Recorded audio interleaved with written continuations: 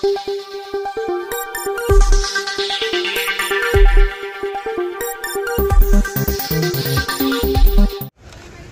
केजरीवाल जी को भाई लाओ तो मत यार। आज जमानत मिली है और ये जमानत इस बात का संदेश है कि देश के अंदर न्याय व्यवस्था कायम है। एक झूठा, बेबुनियाद, फर्जी तथ्यों के आधार पर केजरीवाल और आम आदमी पार्टी की राजनीति को खत्म करने के लिए जो मामला बनाया गया था, भारतीय जनता पार्टी के द्वारा बनाया गया था, बीजेपी की सरकार के द्वारा बनाया गया था, आज उस अभियान पर, उस मुहिम पर, उस गंदी साजिश पर न्यायपालिका का तमाचा पड़ा है। ये सत्य की विजय है। हम बार बार कहते हैं कि ये तथाकथित शराब घोटाला, इसका न सिर है न पांव है। ये झूठ की बुनियाद पे तैयार किया गया है। इस पे न कोई तथ्य है न प्रमाण है। ये झूठ की बुनियाद पे तैयार किया गया है। और आज जो फैसला आया है, इससे न्यायपालिका के प्रति लोगों के मन में आस्था और विश्वास और मजबूत होगा। आज जो फैसला आया है, इससे देश के लोगों में खुशी की लहर है, दिल्ली के लोगों में खुशी की लहर है। आम आदमी पार्टी का एक एक कार्यकर्ता इस फैसले से उत्साहित है। अभी मैं केजरीवाल जी के परिवार से मिला।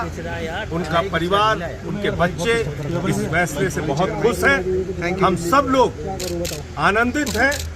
ये हम सब के लिए बहुत बड़ी जीत है, बहुत बड़ी विजय है और भारतीय जनता पार्टी के मुंह पर जोरदार तमाचा है।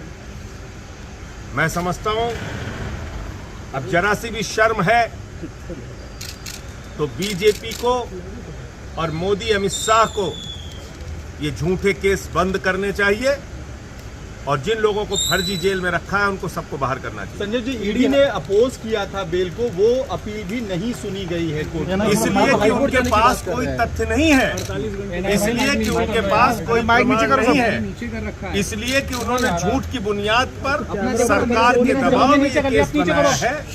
इसलिए उनको कोई, उनकी बात नहीं सुनी गई न्यायपालिका में। तो यही मैं कह रहा हूं कि ये सिर्फ और सिर्फ इस पूरे मुकदमे का मकसद था अरविंद केजरीवाल की राजनीति को खत्म करना, आम आदमी पार्टी की राजनीति को खत्म करना, आम आदमी पार्टी को क्रश करना, बर्बाद करना। ये मकसद था बीजेपी हाईकोर्ट जाने की बात है। और मुझे लगता है कि वो न्यायपालिका की लड़ाई है, उसके लिए हम लोग भी तैयार हैं। और कोई भी न्यायपालिका से जब एक जमानत मिली है, तो मैंने तो आज तक कभी ऐसा नहीं सुना कि आनंद फानन में आप जाके कहीं उसको ऊपर से उस जमानत के खिलाफ कुछ कर पाए। सर, चुनाव के ठीक पहले उनको गिरफ्तार किया गया था, तब स्पेशल सर्कमस्टेंसेस में बेल दी गई और अब चुनाव के बाद उस वक्त भी मकसद यही था, चुनाव प्रचार से केजरीवाल को रोकना। उस वक्त भी मकसद यही था, आम आदमी पार्टी को हराना और आम आदमी पार्टी को खत्म करना।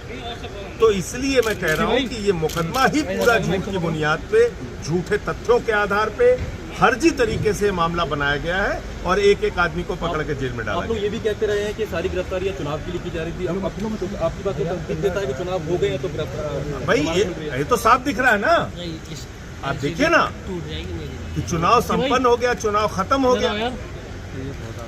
अब दूध का दूध, पानी का पानी होगा। न्यायपालिका भी तो चीजों को देख रही है। न्यायपालिका भी तो देख रही है कि कैसे झूठे मामले बनाए गए हैं पूरी तरीके से। बीजेपी देखिए, बीजेपी, मैं कहता हूं इस धरती पर पूरी दुनिया में सबसे भ्रष्ट पार्टी का अगर नाम है तो है भारतीय जनता पार्टी। भारतीय जनता पार्टी के लोगों को, प्रधानमंत्री नरेंद्र मोदी को भ्रष्टाचार का भा बोलने की भी हिम्मत नहीं है। जितने देश के बड़े बड़े भ्रष्टाचारी हैं, सब प्रधानमंत्री मोदी जी के साथ हैं। जितने देश के बड़े बड़े भ्रष्टाचारी हैं, सब आज भारतीय जनता पार्टी के साथ हैं। चाहे वो अजीत पवार हो, छगन भुजबल हो, नारायण राणे हो, अशोक चौहान हो, हसन मुशर्रफ हो, नवीन जिंदल हो, हेमंत विश्व शर्मा हो, मुकुल राय हो, जनार्दन रेड्डी हो, जितने भ्रष्टाचारी सब आज बीजेपी के और मोदी जी के साथ।